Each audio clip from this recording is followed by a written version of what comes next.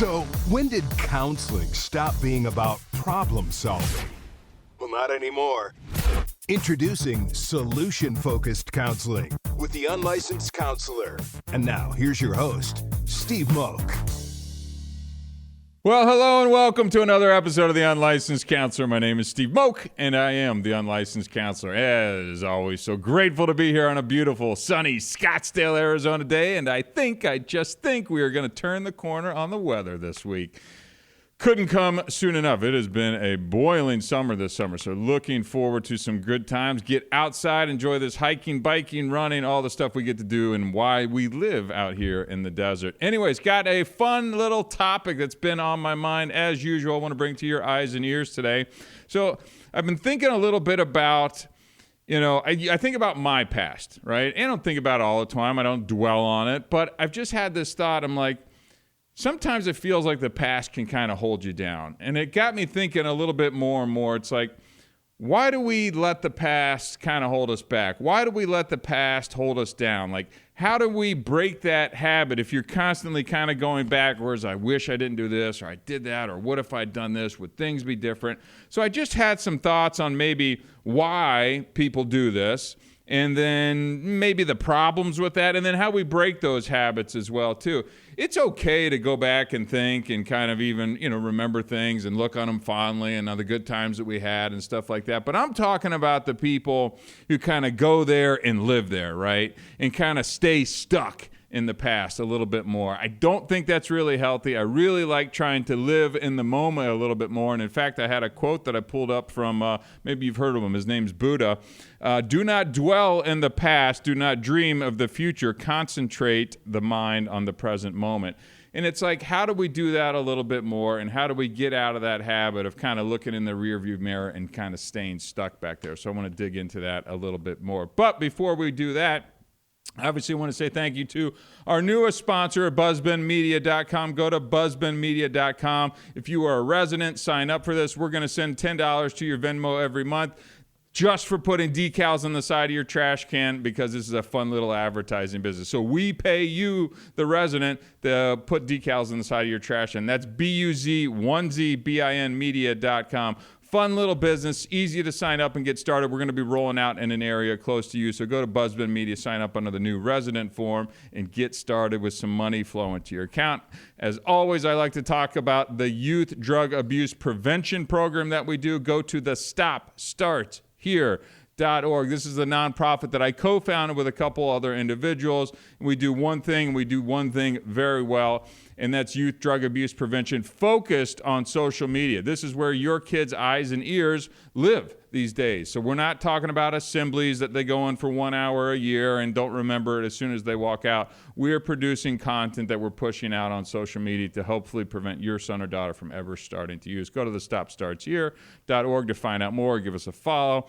And last but not least, I always do like to plug me, the Unlicensed Counselor. Give us a follow over at YouTube. Obviously, we want you to continue to subscribe. I've seen the numbers. We're doing really well on the show. Thank you for that. I appreciate it. Give me a follow on all the usual places that you follow people. And again, continue to subscribe and like us wherever you find finer podcasts, because that's certainly what we are. So let's dig into it today, and let's start the topic by kind of discussing why people let the past hold them down. But before we do that, think of that person, and maybe it's you, that has always seemed a little stuck in the past, right? That they just kind of always looking in that rear view mirror instead of kind of focusing on the here and now and a little bit about what's going on ahead. I'm talking about the people, I remember when this, or I used to do that, or man, it was great when we do that. Or, and these could be positive or negative things as well, too. I think people tend to dwell on some of the more negative things in the past, and that's really what I'm talking about. But I think you can get stuck just dwelling on some of the positive things as well, too, and kind of looking back and just always kind of wondering. Let's see if we can get back to the present a little bit more. But one of the first reasons why people do that is really unresolved trauma. So this is painful events, right? So this is death, abuse, failures that are too overwhelming to kind of fully process. So people might feel stuck because they haven't emotionally dealt with what's happened kind of in that past. And that is a really easy way to kind of feel stuck, stay stuck, and continue to look in that rearview mirror of life, which really isn't going to allow you to be fully present with where you're at. The second reason why people let the past kind of hold them down is that fear of change. You know, that past, and I'm talking about specifically even when it's negative, is familiar. So that change represents an unknown, which can be scarier than kind of than staying in that bad situation as well. So that fear of change and kind of figuring out what you have to do is really one of the reasons why I think people stay in those places, are always looking back and kind of feel like they've dropped anchor in the past and you can't get them to the here and now. And I understand that. I really understand it, but I don't think it's a healthy place for us to be living. So let's see if we can, hopefully break some of these habits, which we'll dig into here momentarily.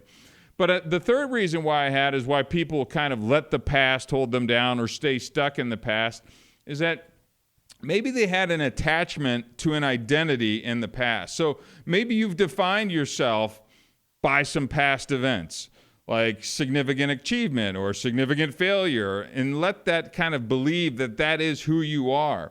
And I just don't think that that's a healthy place. So if we can let go of like losing a part of their identity, you're attached to this place in the past, and that's kind of why you can't seem to break it. And I resonate with that reason, candidly.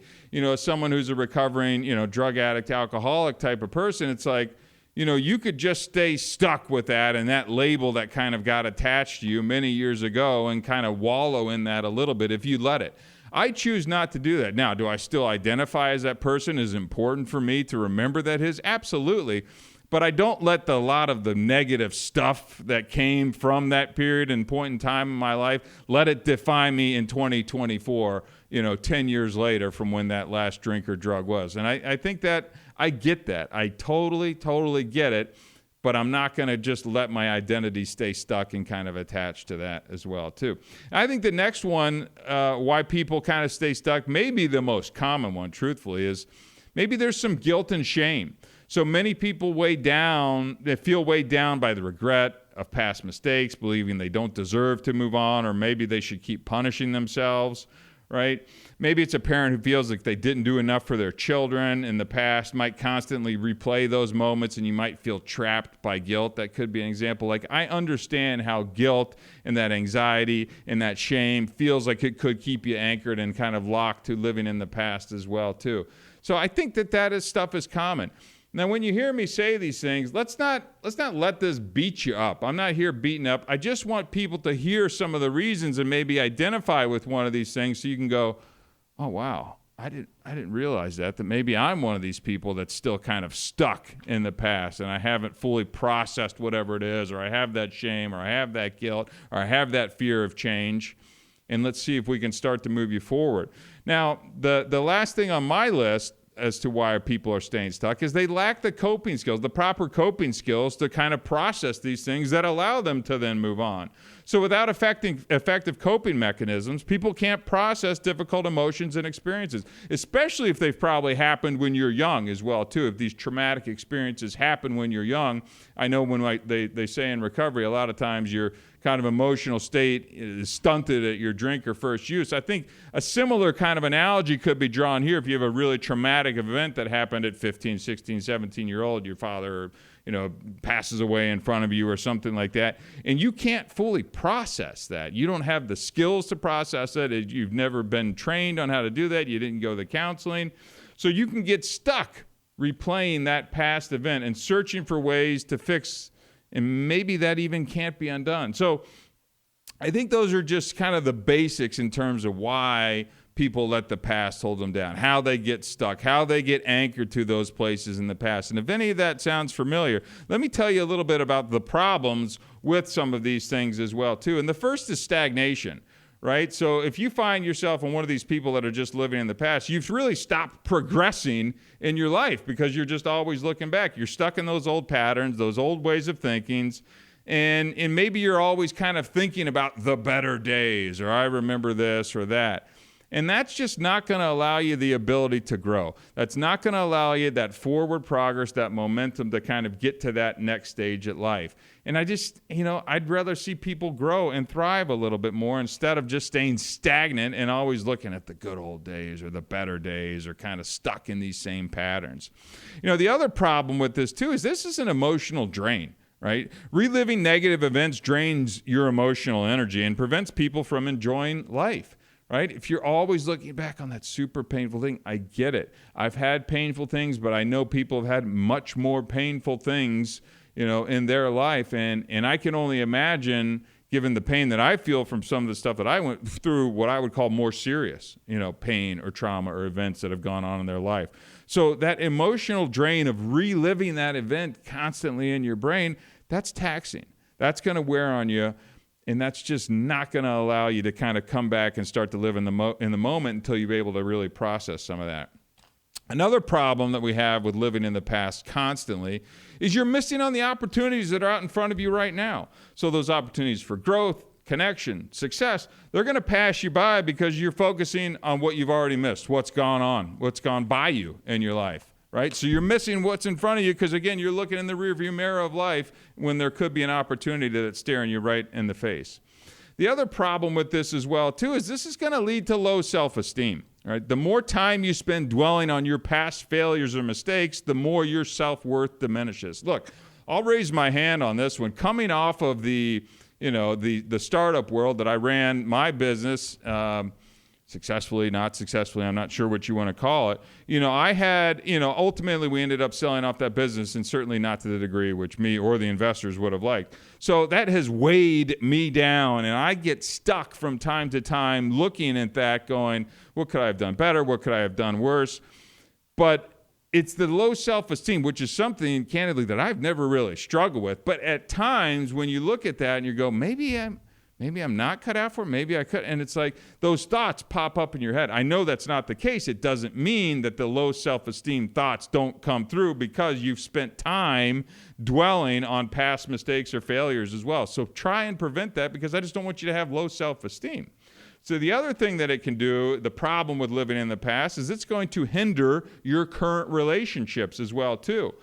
People might struggle from having deeper connections because they're emotionally preoccupied with your past hurts. So how am I able to going to be vulnerable and connect with the individuals that are here if I'm constantly kind of, looking in the past? It's going to impact the current relationship and maybe this could be a great relationship, but you're still stuck. You're still stuck back there, and now it's going to prevent you or block you from kind of having a deeper relationship, which I think we all would like to have. The other thing on the problem with this in living in the past is the increased anxiety. And how do I want to put this? I feel like I am an anxiety survivor, not because of myself, but because what I have learned about anxiety through my last marriage and the person having, an anxiety condition, disorder, whatever you want to describe it as.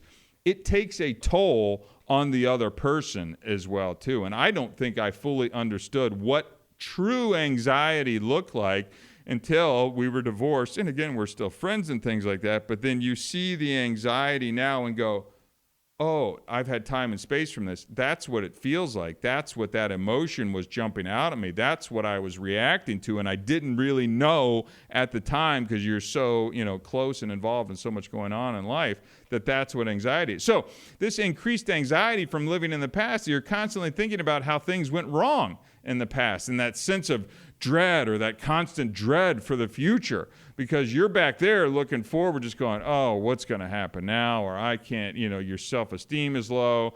You've got the relationship issues. Your anxiety is just jumping through your skin now. That's never going to let you kind of be fully here and now in the moment, because of being stuck out there in the past as well, too. And the last thing I had on this, and the last thing I had on the problems with living or staying stuck in the past is, and this is something that does get discussed, at least this word victim gets discussed a lot today, right? And we hear that in a lot of different ways. And I'm not here to discuss this victim mentality, but I will say there is a victim mindset that is attached with being stuck and living in the past as well, too. So people can become stuck in seeing themselves as victims of their past, right? So this limits your ability to kind of take ownership of the here and now so that you can be present and hopefully successful in the future too. So if you're constantly looking back on these things and just going, I'm the victim here, or how did that happen, or woe was me, or why did that, you're not here and now. You're still back there, and it's never going to allow you to fully kind of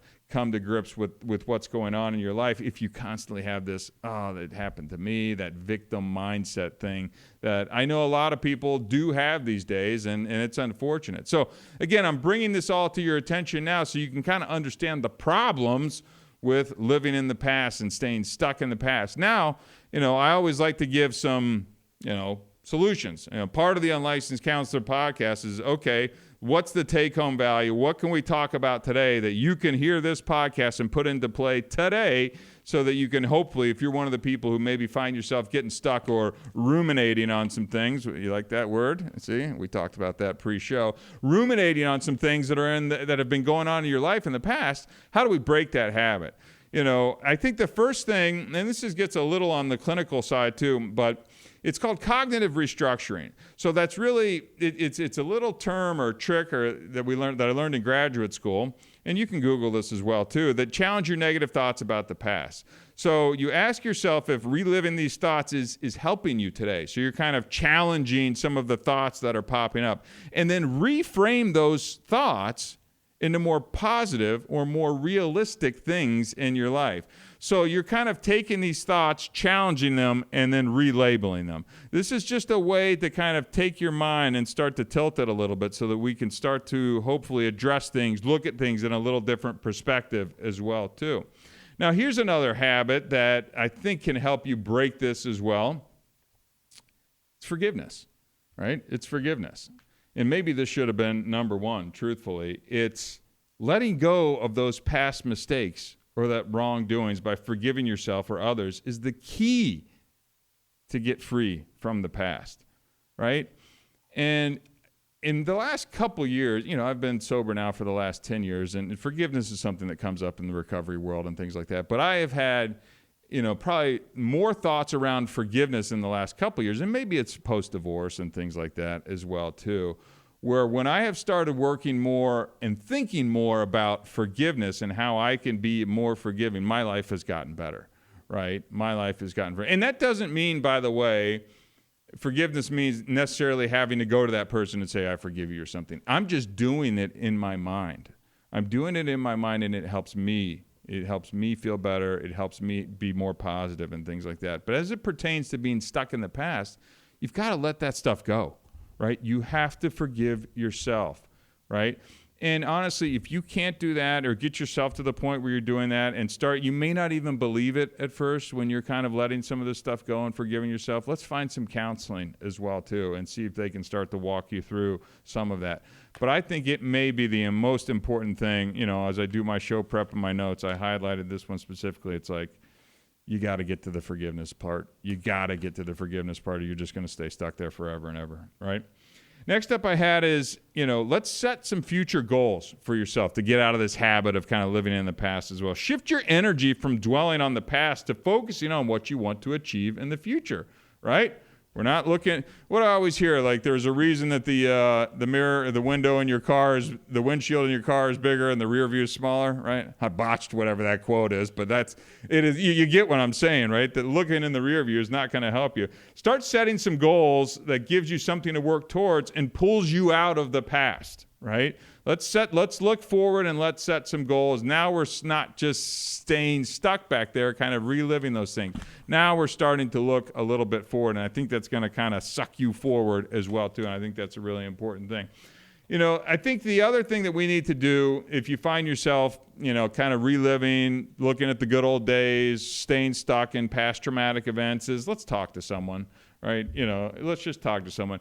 Let's talk to trusted friends, families, advisors, mentors, clergy, all that type of stuff. If that doesn't kind of get you to where you need to be, obviously let's get into some counseling as well too. If you have unresolved issues, starting to discuss this is, kind of step one. So speaking with a counselor, a trusted friend, hopefully this can start to give you a little perspective on the issue as well. So again, find somebody that you trust early on, and if that's not getting you the forward progress that you need, I think then we can start looking into counseling and what we need there as well too. Next up, limit rumination. I knew we'd hit that word a couple times today. I wrote that out as I was show prepping. When you catch yourself replaying past events, try to stop. Stop, redirect, and redirect those thoughts to something more positive, similar to kind of that cognitive reshaping as well, too. Techniques like visualization or engaging in an activity can help. I talk a lot about activity. Anytime that I find myself ruminating on something, I redirect. And for me, that's usually exercise. That's doing something, that's getting outside, that's going for a hike, that's anything besides sitting on the couch, staying stuck by myself. Right? Pick up the phone, text somebody, go outside, do something to change where your headspace is. The most challenging time for me, post-divorce was right before bed, right? It was right before bed. That's when the rumination really kicked in for me. What is she doing? What am I doing? What am I going to do? What did I do to make a mistake? Blah, blah, blah, blah, blah. And I would honestly, I'd have to pick up the phone, pick up the tablet, watch something else, read a book, we'll put on a show for a few minutes and just play tricks on my own mind just to get out of my own brain for a little bit. Because when you get stuck in that kind of circle, spiral, death trap of ruminating thoughts, it's going nowhere. Find a way to break it, redirect. I mean, it's the same thing as I used to do with my daughter when she was a baby. She's crying, redirect, redirect. Just got to shift your attention and get you out of whatever that loop is that you're stuck in. The next thing on this thing of breaking the habits as well, too, is let's create some new experiences for you in your life, too. Instead of staying stuck on whatever those old experiences are that are going on in your head, let's engage in some new positive activities that push you out of your comfort zone and allow you to build some new, fresh activities. Hey, I'm going to casino night at the gym tonight. We got a casino night. Not directly an example of creating new experiences, but maybe before I would have just been like, I'm good and pass and stay home and things like that. No, get out there, put yourself out there, try new things. Don't take everything so seriously. Break these old patterns that have kept you or held you back and do something different and start to rewire your brain because you're putting yourself out there and you've got new activities to kind of focus your time, energy, and efforts on. So find some way to create some new experiences, right? Next thing is change your environment. Sometimes altering your surroundings can help you feel renewed and more in tune with the present. I totally agree with this. Look, if you can't move, put some new artwork up, right? Don't listen to the same music that pulls you back into your moody, depressed little place. Honestly, there's a lot. We may do an episode on this. Music is such a strong trigger for so many people that it can take you back there. I love my Pearl Jam and my U2 and stuff, and I listen to this rap, I listen to country, I listen to all of it. But there's certain stuff where it's like when I was getting high or I was getting drunk, this was on.